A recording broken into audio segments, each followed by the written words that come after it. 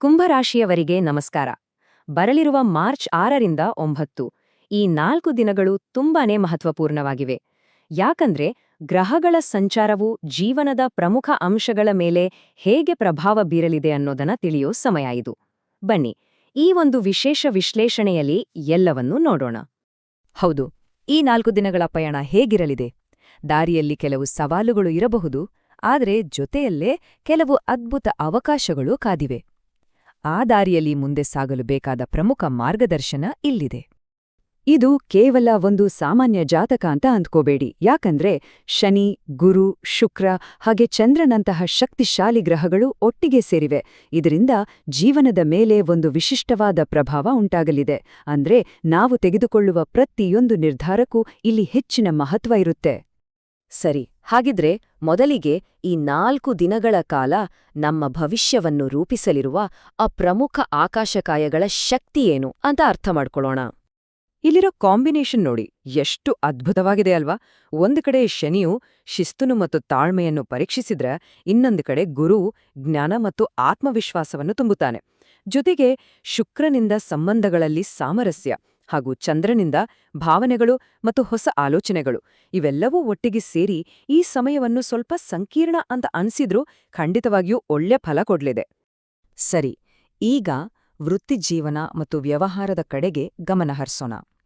ಈ ಗ್ರಹಗಳ ಪ್ರಭಾವವು ನಮ್ಮ ವೃತ್ತಿಪರ ಬದುಕಿನಲ್ಲಿ ಯಾವೆಲ್ಲ ಬದಲಾವಣೆಗಳನ್ನು ತರಬಹುದು ಅಂತ ನೋಡೋಣ. ಇಲ್ಲಿ ಒಂದು ಮುಖ್ಯವಾದ ವಿಷಯ ಏನಂದ್ರೆ, ಇಷ್ಟು ದಿನ ಪಟ್ಟ ಕಠಿಣ ಪರಿಶ್ರಮ ವ್ಯರ್ಥವಾಗಿಲ್ಲ. ಮೇಲಧಿಕಾರಿಗಳು ನಮ್ಮ ಸಮರ್ಪಣೆಯನ್ನ ಖಂಡಿತವಾಗಿಯೂ ಗಮನಿಸಿದ್ದಾರೆ.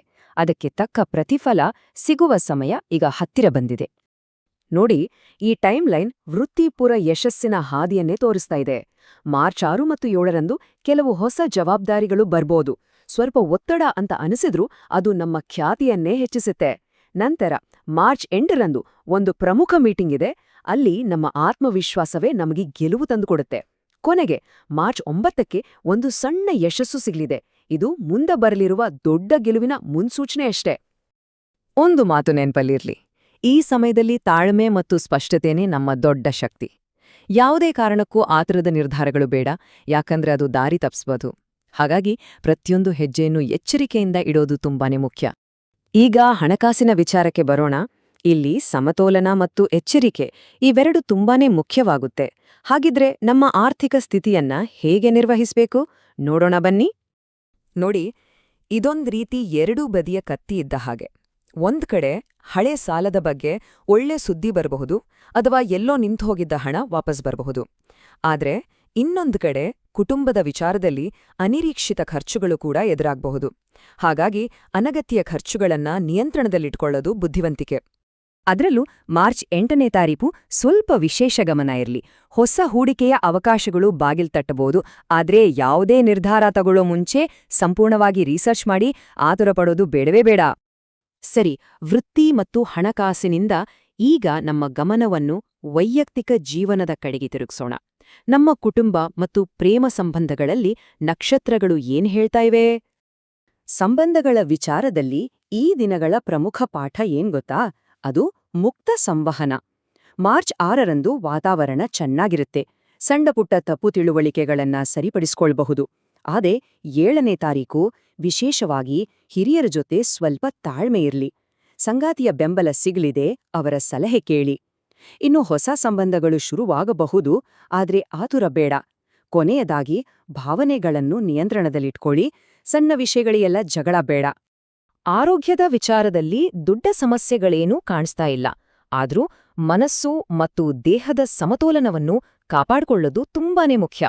ನಮ್ಮ ಬಗ್ಗೆ ನಾವೇ ಕಾಳಜಿ ವಹಿಸ್ಬೇಕು, ಅಲ್ವಾ?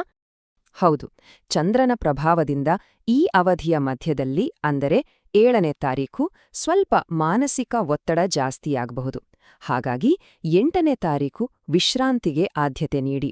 ಆಗ 9ನೇ ತಾರೀಕಿನ ಹೊತ್ತಿಗೆ ಮತ್ತೆ ಹೊಸ ಚೈತನ್ಯದಿಂದ ಕೆಲಸ ಶುರು ಮಾಡಬಹುದು. ಹಾಗಿದ್ರೆ ಈ ಗ್ರಹಗಳ ಶಕ್ತಿಗಳನ್ನು ನಮಗೆ ಪೂರಕವಾಗಿ ಬಳಸ್ಕೊಳ್ಳೋದು ಹೇಗೆ?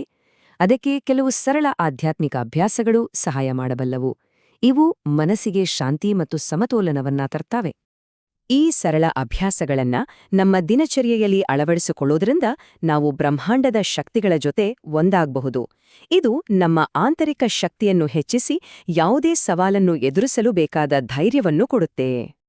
ಹಾಗಾಗಿ ಕೊನೆಯದಾಗಿ ಒಂದು ಮಾತು: ಜ್ಯೋತಿಷ್ಯ ಅನ್ನೋದು ಕೇವಲ ಒಂದು ದಾರಿದೀಪ, ಆದರೆ ಆ ದಾರಿಯಲ್ಲಿ ನಡೆಯಬೇಕಾದವರು ನಾವೇ. ನಮ್ಮ ಆಯ್ಕೆಗಳು ಮತ್ತು ನಮ್ಮ ಪ್ರಯತ್ನಗಳೇ ನಮ್ಮ ಯಶಸ್ಸನ್ನು ನಿರ್ಧರಿಸುತ್ತವೆ. ಈಗ ಈ ಎಲ್ಲಾ ಒಳನೋಟಗಳನ್ನ ಇಟ್ಕೊಂಡು ಮುಂಬರುವ ದಿನಗಳನ್ನ ಹೇಗೆ ಎದುರಿಸ್ತೀರಿ?